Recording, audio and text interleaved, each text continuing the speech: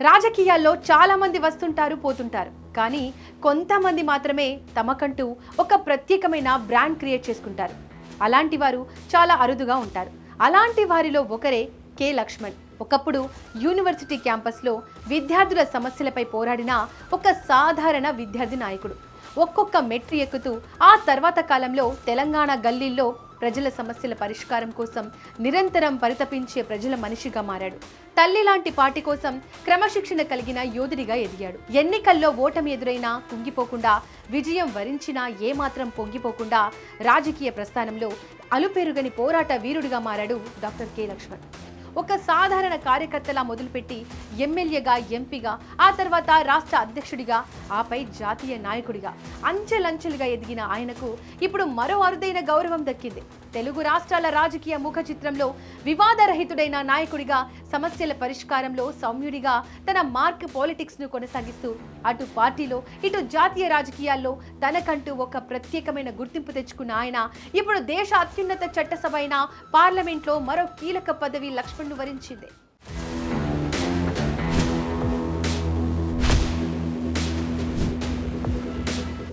ప్రస్తుతం రాజ్యసభ సభ్యుడిగా ఉన్న డాక్టర్ లక్ష్మణ్ తాజాగా రాజ్యసభ హౌస్ కమిటీ చైర్మన్ గా నియమితులయ్యారు.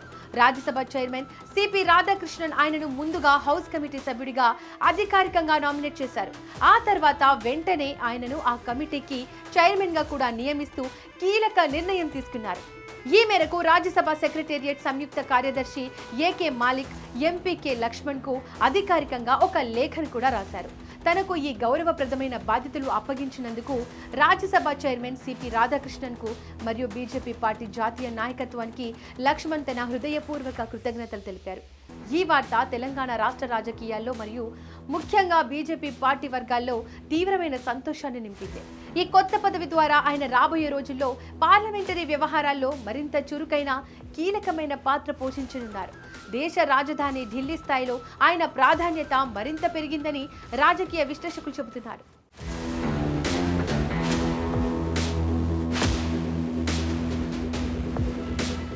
ఇక కె లక్ష్మణ్ జీవితం, వ్యక్తిగత వివరాల గురించి మనం చూస్తే ఆయన పూర్తి పేరు కోవా లక్ష్మణ్. ఆయన 1956 జూలై 3వ తేదీన తెలంగాణ రాష్ట్రంలోని హైదరాబాద్ నగరంలో జన్మించారు. ఆయన చిన్నప్పటి నుంచి చదువులో ఎప్పుడూ చాలా చురుకుగా ఉండేవారు.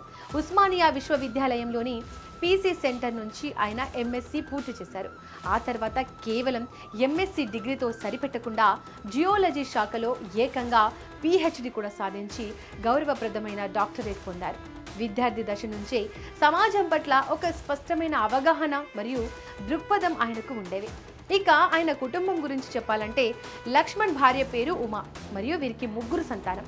2 కుమార్తెలు శ్వేత మరియు శృతి కాగా ఒక కుమారుడు రాహుల్ ఉన్నారు. వీరంతా కూడా ప్రస్తుతం హైదరాబాద్లో స్థిరపడ్డారు. అత్యంత సాధారణ కుటుంబం నుంచి వచ్చిన ఆయన కేవలం తన సొంత కష్టం, క్రమశిక్షణతో ఇంతటి ఉన్నత స్థాయికి చేరుకున్నారు. ఒకే పార్టీకి విధేయుడై ఉంటే ఒక కార్యకర్త అయినా సరే ఎలాంటి గౌరవం దక్కుతుందో లక్ష్మణ్ ఒక చక్కటి ఉదాహరణ. పార్టీ క్రమశిక్షణకు లక్ష్మణ రేఖలా మారాడు. కార్యకర్తల మనోధైర్యానికి నిలువెత్తు నిదర్శనంగా నిలిచారు లక్ష్మణ్. తెలుగు రాష్ట్రాల రాజకీయాల్లో ముఖ్యంగా తెలంగాణ పాలిటిక్స్ లో వినయ విధేయ లక్ష్మణగా ఎదిగారు. ముఖ్యంగా బీజేపీ పార్టీ 2 తెలుగు రాష్ట్రాల్లో ఎదుగుదలకు ప్రత్యక్షంగా పరోక్షంగా లక్ష్మణ్ అందించిన సేవలు ఎనలేనివి.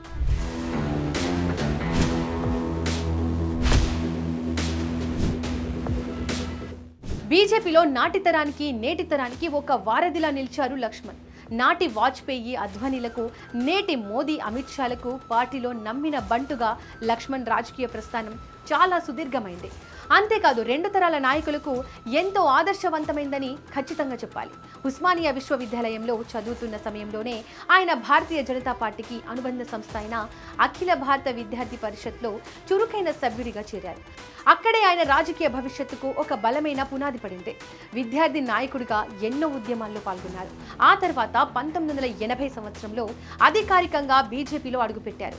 మొదట్లో హైదరాబాద్ నగరంలో వివిధ చిన్న స్థాయి పదవులను ఎంతో బాధ్యతగా నిర్వర్తించారు. తన అద్భుతమైన నాయకత్వ లక్షణాలతో, కలుపుగోలుతనంతో అందరి దృష్టిని త్వరగానే ఆకర్షించారు. ఈ క్రమంలో 1995 నుంచి 1999 వరకు హైదరాబాద్ బీజేపీ శాఖకు అధ్యక్షుడిగా బాధ్యతలు చాలా విజయవంతంగా నిర్వహించారు.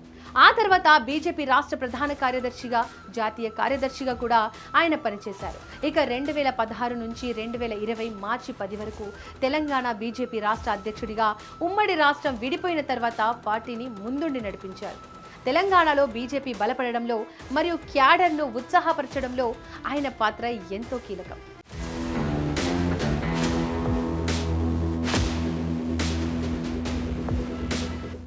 ఇక ఆయన సుదీర్ఘ ఎన్నికల ప్రయాణం విషయానికి వస్తే 1994లో ముషీరాబాద్ అసెంబ్లీ నియోజకవర్గం నుంచి తొలిసారిగా పోటీ చేశారు.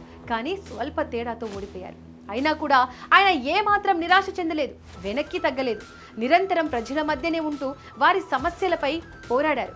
ఆ తర్వాత 1999లో జరిగిన అసెంబ్లీ ఎన్నికల్లో అదే నియోజకవర్గం నుంచి ఎమ్మెల్యేగా భారీ మెజారిటీతో గెలిచి తొలిసారి అసెంబ్లీలో అడుగుపెట్టారు. 2004-2009 అసెంబ్లీ ఎన్నికల్లో ఓడిపోయినప్పటికీ ఆయన ఎప్పుడూ ప్రజలతోనే మమేకమై ఉన్నారు. మళ్ళీ 2014 తెలంగాణ అసెంబ్లీ ఎన్నికల్లో ముషీరాబాద్ నుంచి రెండవసారి ఎమ్మెల్యేగా ఘన విజయం సాధించి తన సత్తా ఏంటో చాటారు. 2018 ముందస్తు ఎన్నికల్లో ఓటమి ఎదురైనప్పటికీ ఆయన సీనియారిటీని, సుదీర్ఘ సేవలను గుర్తించిన పార్టీ 2020 సెప్టెంబర్ 27న బీజేపీ ఓబీసీ మోర్చా జాతీయ అధ్యక్షుడిగా కీలక బాధ్యతలు అప్పగించింది. ఆ తర్వాత 2022లో ఉత్తరప్రదేశ్ రాష్ట్రం నుంచి రాజ్యసభకు ఏకగ్రీవంగా ఎన్నికయ్యారు. ఇక 2024 లోక్సభ ఎన్నికల సమయంలో సికింద్రాబాద్ నియోజకవర్గ ఇన్ఛార్జ్గా కూడా పనిచేశారు. ఇలా ఒక సామాన్య కార్యకర్తగా మొదలైన లక్ష్మణ్ అద్భుతమైన రాజకీయ ప్రస్థానం నేడు రాజ్యసభ హౌస్ కమిటీ చైర్మన్ స్థాయికి చేరుకోవడం నిజంగా పార్టీ నాయకులకు, ప్రజలకు అందరికీ ఒక స్ఫూర్తిదాయకం.